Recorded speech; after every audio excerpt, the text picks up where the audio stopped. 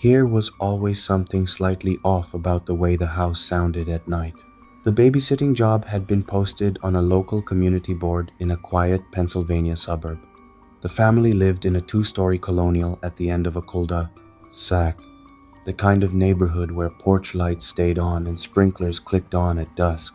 The parents had mentioned only one rule during the quick walkthrough. The baby monitor on the kitchen counter stayed on at all times.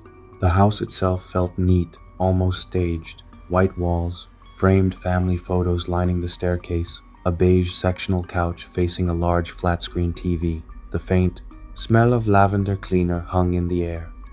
Upstairs, the nursery sat at the end of a narrow hallway. A soft yellow nightlight glowed near the crib, casting long shadows across the rocking chair in the corner.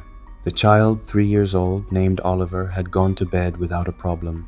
No crying, no complaints about monsters, just a quiet good night and the slow rhythm of a toddler settling into sleep. Downstairs, the babysitter kept the TV volume low. Every few minutes, eyes drifted toward the baby monitor screen.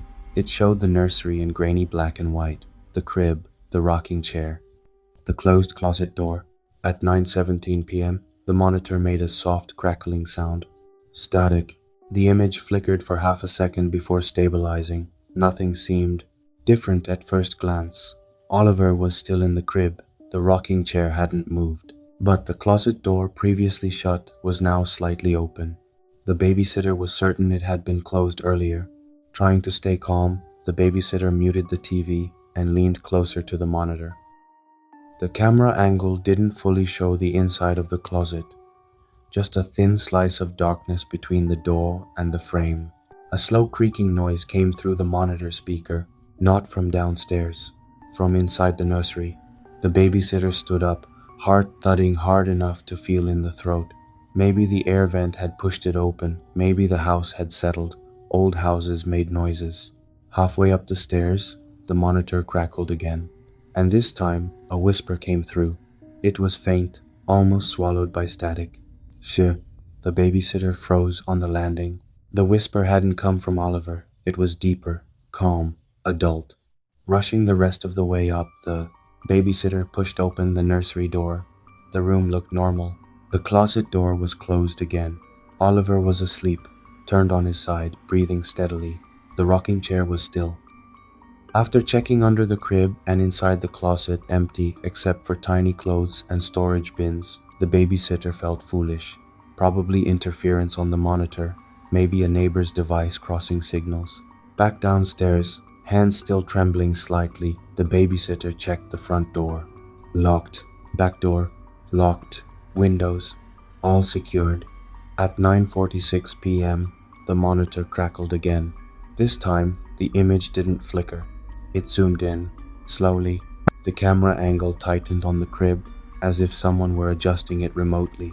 The babysitter hadn't touched it. On the screen, Oliver shifted in his sleep.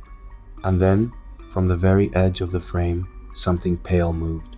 A hand, long fingers gripping the inside railing of the crib. The babysitter dropped the monitor. It hit the kitchen tile with a sharp crack, the screen splitting at the corner but still glowing. The image distorted, lines running through it, but the shape was still there. A hand, resting inches from the child. Without thinking, the babysitter ran for the stairs again, this time not caring about the noise. Each step felt too slow. Halfway up, a loud thud echoed from above, followed by the unmistakable sound of the nursery door clicking shut. The babysitter reached the hallway and saw it immediately. The nursery door was closed. It had been left open. The knob slowly turned on its own.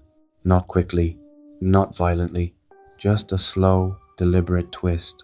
From the other side, a calm voice whispered through the wood. "You weren't supposed to see that." The babysitter stumbled back, fumbling for a phone. No signal. The house suddenly felt heavier, quieter, like the air itself had thickened. Then, from inside the nursery, Oliver began to laugh. Not cry, not scream, laugh.